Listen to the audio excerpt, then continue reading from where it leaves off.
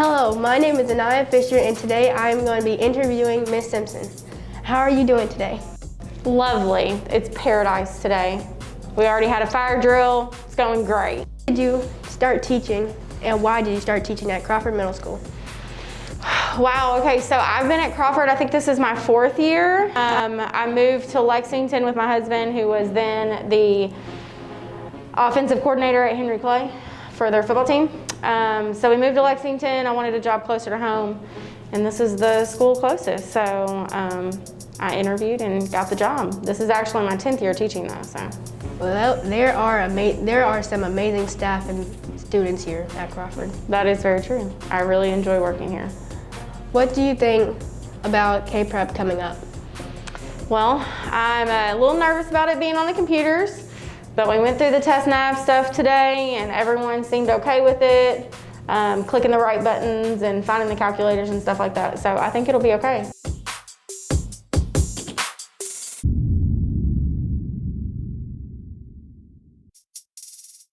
Hello, I'm Gabby Brock, and here with me today is Miss Thompson. So, Miss Thompson, what got you into teaching language arts? I have always loved reading and writing, and it's something that you need to have regardless of what you're going to do in your future. And I always had great language arts teachers, so they inspired me to become one myself. Did you ever think that you would be doing language arts, or did you have another subject in mind? I'm actually certified in language arts and social studies, so I can teach either, but I've only taught language arts so far. And has anything changed since students have been coming back into school? Oh, definitely. Obviously, virtual learning was very hard, so we've just been recapping things that we learned at the beginning of the school year up to this point. But next year, hopefully, it'll just be a fresh start with everyone. Okay. Did you grow up with any inspiring people that made you want to start teaching? I did, especially elementary and middle school teachers. They had a big impact on me wanting to become a teacher. I think it's really just building relationships with your students and seeing how much of an impact you can make on them. Are your classes all very hardworking and dedicated? Sometimes it takes some motivation to get kids to that point, whether it be intrinsic, so, praising them, calling home, or whether it be extrinsic, giving candy or rewards. But I have belief that every student is capable. They just have to get to the point of wanting to be successful. Okay, thank you, Ms. Thompson. Thank you. Hello everyone, it's me Jonathan on the CMS News team. Today I'm here with one of our many social studies teachers, Miss Elliott. Miss Elliott, how are you today? I'm good, thank you. How are you doing? I'm doing pretty good. I'm happy that's Friday. Yes, that's the best day of the week, right? How do you feel about us taking K-Prep next week? Do you feel like we'll get mostly proficient? I definitely hope so. I know that this has been a difficult year with virtual learning, and it just was difficult for teachers to reach out to students. It was difficult for students mostly to stay focused. But I think we have a lot of good students that if they give their best, they would get proficient. Yeah, I can understand that. Do you think your in-person teaching is engaging and very easy to understand? I try to make it engaging, definitely, and I hope and I think it's easier for students. It's designed to be this way. First of all, I can see in the classroom if students understand the content. I can see if they're engaged. I can even see if they have a question that they don't even want, or they're not brave enough to ask, but I can see it in their eyes if they're lost, if they're wondering, so I can address that. So definitely teaching in person is much better than teaching virtual. I think everybody agrees on that, students and teachers. Yeah, I mean, considering that I'm in your class, I just like the content because you like to walk around the room and be active when it comes to your teaching, especially in front of the board, and you're pointing back and forth at the board, reading it out, trying to make it as easy as possible for us to understand and comprehend this, say, if we were asked, say, 15 years down the road. Thank you, I guess. That sounds good. I do try definitely to explain the content and try to engage the students and keep them focused by monitoring in proximity. Yeah. Do you think most of the students in the school like social studies? I think social studies is a topic that is interesting, and I'm trying again to make it interesting. It's probably not everybody's cup of tea, but I think a lot of students are interested, especially A-grade content. It touches up on American history, and we try to connect it with today's events. So I'm hoping that a lot of students develop an interest, even if they were not specifically interested in social studies, then maybe in A grade, the topics we discuss kind of reach out to them. Yeah. I mean, personally, I like social studies, and I always have, because I remember 2 years ago in 6th grade, I was learning about Chinese history at my old school, and it was just so interesting learning about all the different dynasties and how they came to be. And I mean, I don't understand why someone wouldn't like social studies. I guess it's preference. I mean, I understand if somebody doesn't, but hopefully, I think we're trying to get them to like and be engaged in the teaching. Hopefully. Are you ready for the summer, and are you going to miss the students? This was a short in-person session, so definitely I feel like I didn't get enough. I think like there were so many things left undone. So thinking of that, yes, I probably would have liked and enjoyed being at school more with my students. I always like a good job finished all the way through, and I feel like I could have used a little more time. But definitely, the idea of summer, it makes me happy. I'm looking for. I love summer. It's my favorite season, and I'm looking forward for lots of adventure and outdoor adventures and swimming with my boys. Yeah, I mean, I completely understand that, considering it feels like I've been in school, in-person school for maybe at most 2 weeks. Right. It does not feel like it's been a lot of time, not long enough.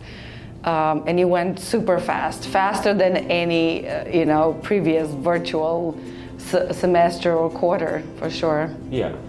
Now, another question is, are you ready for the Derby racing? Not really. I'll have to admit that this is not on my radar right now. This Sunday, May 2nd, I'm an Eastern Orthodox, so it is Easter for me. And it's a big celebration, and this year I've tried really hard to get more into the mood and into the atmosphere of that event. So for me, this Sunday is going to be about celebrating Easter with my family. And maybe, now that you reminded me, maybe we will watch the Derby too. Yeah, I mean... It's usually a big event of our house, and we watch it and we bet just for fun, just to see who's going to win. Not really it's just betting in the house. We're just choosing a winner and then see who won. Yeah, I mean, about 3 years ago, I actually went to the Derby, and my brother, he had about $100, and by the end of the Derby, he only had about $3 left. And me, I came with about $5. I left with about 30 because you always got to bet on one really, really slow horse or something that has really, really bad odds. Right. And then one horse that's close to always winning, but not quite, so you still make profit. And then you just do that over and over. So I'm going to need some tips from you to win some money this Derby. Okay, sounds like a deal. Thank you guys for watching this CMS News broadcast. I'm Jonathan, and special thanks to Miss Elliott for coming along while logging in the Zoom to do this interview, and I hope you enjoyed, and we will be back with you after K-Prep. Hey, it's Davion here with our gym teacher, Coach Green. How are you doing today, Coach Green? I'm doing really well. How about yourself? I'm doing well. My first question for you is, you're a gym teacher, so I assume you would be very active at home. How has COVID affected your hobbies? It's affected them greatly. First, I play a team sport, and we weren't allowed to play any sports for a prolonged period of time. So I probably went 7 months without playing the sport that I've played for 24 years straight. So without much of a break. So that was very different. But I also found some new hobbies, not as team oriented. I've started gardening. So for the summer months, I did a whole lot of gardening. I built a huge garden too. That's about 250 square feet, so about 2 of these rooms. And That's great. Yeah, and then I picked up disc golf, which I used to play in college, but haven't played since. And it's a good sport to play for being physically distant from other people and being outside and enjoying life. That's great. That's great. Our next question is, how do you wish you could have taught your class differently if not for COVID? Okay, so first of all, teaching PE virtually was very difficult.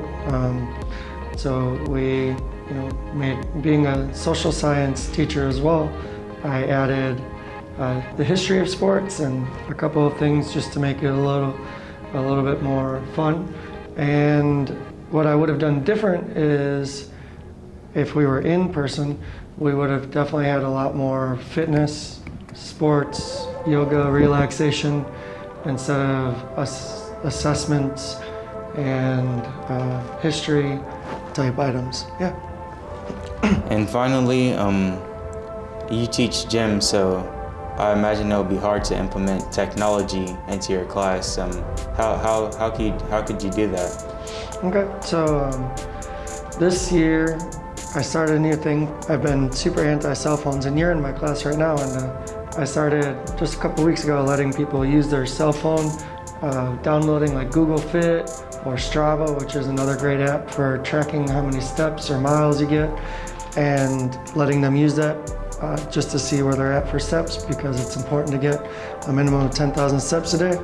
And then we also have one of those big ViewSonics, so it's been fun to use that for like YouTube videos for kids being able to hear somebody else say what I'm saying. So that, like, getting to have a doctor up front talking about health, or having someone give a motivational speech, like Denzel Washington, or having just you seeing the skills presented in a different way.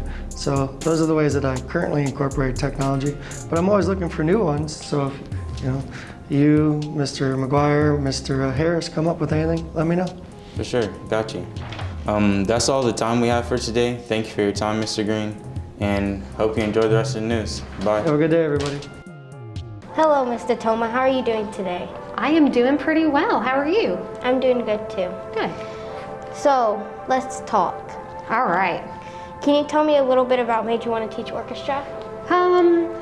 So I think the thing that made me want to teach orchestra was when I was in college. I was doing orchestra there, and I just pretty much fell in love with it, and I enjoyed teaching students privately, and I was like, hey, I guess I could probably make this a career. I can tell you have a passion for orchestra. I do. I love it. I love what I do. I love who I get to teach. Okay, what would you say your favorite instrument is to play? Favorite instrument has to be the violin. I know you play viola. That would be my second choice, but violin definitely. It's what I started playing in 4th grade and what I played all the way up through college and into adulthood, and still continue to play it. That's a good choice. I know. Okay, let's go on. Do you like teaching virtual or in person better? Definitely in person. As an orchestra teacher, as somebody who teaches instruments, it's definitely a lot easier to work with students to figure out how to fix their bow hold, or to fix their left hand posture, or their sitting posture. So being in person, as you know, it's easier for me to see you, to be able to help you help the other students fix things. So definitely in person is a lot better for orchestra. Interesting. What would you say your favorite song is to play on the viola/violin? Man, that's a tough one. I've played so many over the years. I definitely played a violin concerto by Haydn when I was in college, and I really loved that. Still to this day, I'll still play it. But I've played several symphonies that I love. It's really hard to pick one. I know a lot of people, when they hear I play violin, the one thing they ask, can you play The Devil Went Down to Georgia?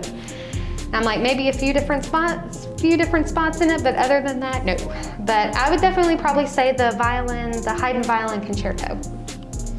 Wow, good choice. If you could teach a different subject, what would it be? Oh man.